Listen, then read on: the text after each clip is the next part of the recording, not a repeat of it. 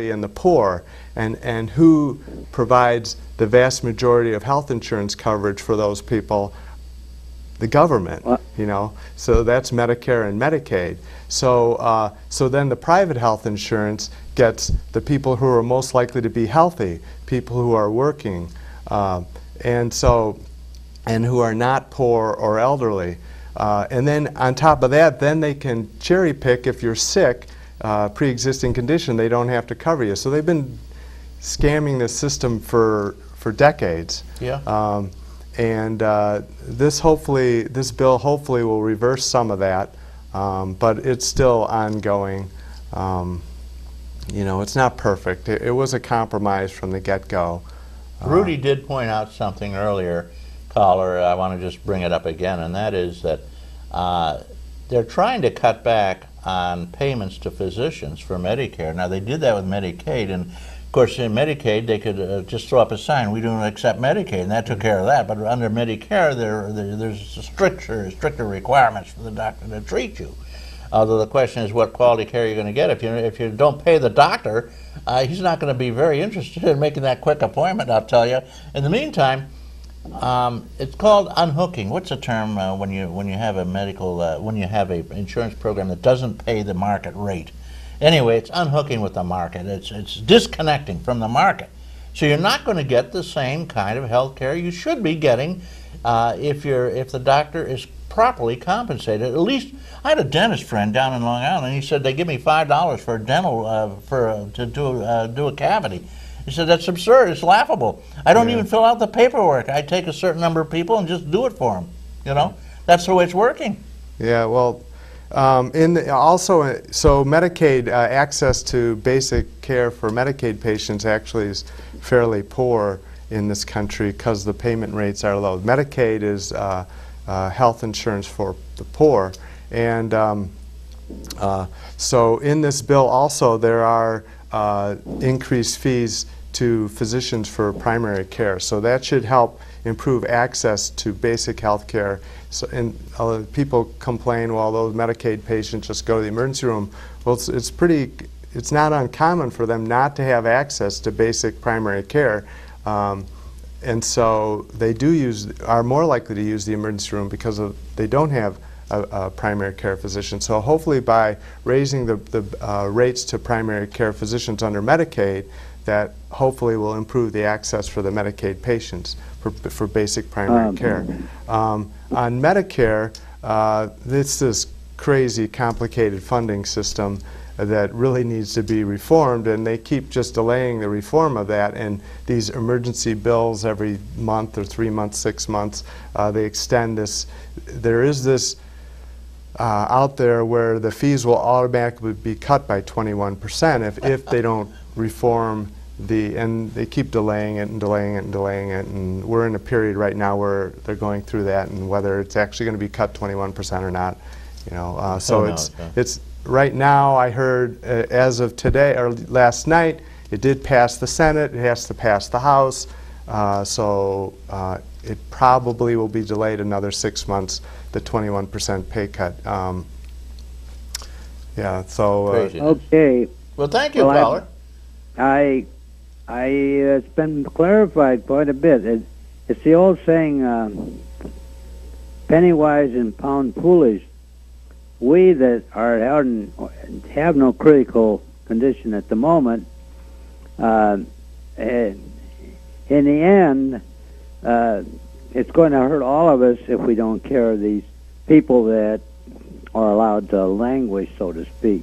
So I appreciate your program very much, sir. Well, thank you very much, Rudy. Thank you. Okay, thanks, caller. Send me a stamped envelope. I got some $5 off over at the Lakeview, that lovely little restaurant at the foot of the hill in Mayville. Great fish fry, I might add. Lops over both ends of your plate, and it's delicious, crispy, good, sweet, and nice. Beer batter, I love it.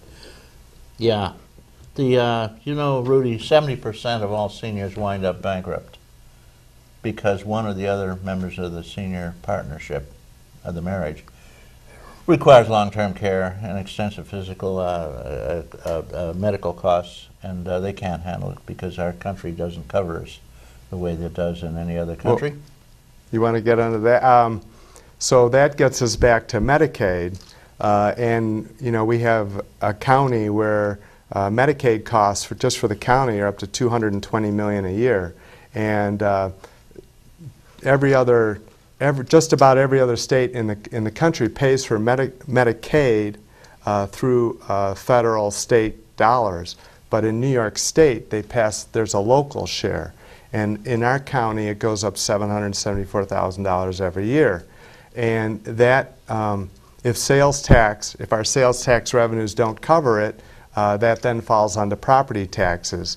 And we're hearing that we're going to have an $18 million deficit in the county budget. Well, so about $5 to $6 million of that is Medicaid, just Medicaid alone. Our Medicaid costs are going up because we don't have the FMAP money that we had from last year, and that was the program that went through the stimulus package. There's FMAP money, so we got some extra money in, plus that $774,000. So why did I bring that up on the seniors? Well, New York State, one of the nice things that they do with Medicaid is they provide long-term health insurance, nursing home coverage for the seniors, much more than the other states in the country. So yes, the seniors fall on to become bankrupt or they become impoverished, but now they qualify for Medicaid and the coverage in the nursing home. So patients who, let's say a patient was a senior, had a disabling stroke, could no longer make it at home, the family can no longer take care of that patient at home, they frequently then be in the nursing home, and that's covered under Medicaid. And that falls eventually onto our local property taxes, your state taxes, your federal taxes. So, you know, one of the curiosities is that 30 years ago, or more than that, I guess, New York State passed a kind of weird little law, and that was you cannot build a nursing home anymore or add any more beds in New York State for Medicaid. Well, they figured that's how we'll cut back on the Medicaid nursing homes. Just don't let them build them. And that's still the law. You notice they did a multi-million-dollar renovation over at the county nursing home. No new beds, though. Well, it is complicated. So the thinking was that there would be a fixed number of beds, but not all patients who can't be at home have to be in a nursing home. There's these transition units. So actually what you've seen is many nursing homes, or not even nursing homes, but adult homes. It's kind of a transition between your own home and a nursing home, are these transitions. So you're seeing those expand, and it costs less. It costs Medicaid less. It costs the families less to be in those type of institutions. So there's people who aren't sick enough to be in a nursing home, but they're not well enough to remain in their own home, or there's not. So you'll see that being expanded in the community, and hopefully that will lower the number of total patients that are in nursing homes. Obviously, people in this county are aging. A lot more people are living over the age of 65, you know, getting up to 80, 90. You got somebody beating the phone there. Okay. You want to take them? Yeah, you're right about that. We, as a matter of fact, it's been reported we have the highest number of seniors in the whole state, in Chautauqua County, on a per capita basis. I believe it. Morning, caller. Thank you for waiting. Good morning. Good morning. And how are we today? Well, I don't quite know. It's pretty early. Oh, okay. Well, first off, I would like to say yes, everything's drawing to a close. The dance studio in Westfield, which I can't remember their name, but they had a wonderful program. The Center Stride is the name of it. Oh, okay. No, that's the horse place. Get real. Center Stage. Center Stage, yeah. Yeah. Anyways, they had their program, and it was just absolutely fabulous last night. And they'll be having it again tonight. So anybody that doesn't have anything to do might like to go and enjoy a wonderful program of some of our talented young girls in the village. Anyhow, I do have a question for your guest, and that is, unless I misunderstood here, people that are on Medicare, older people.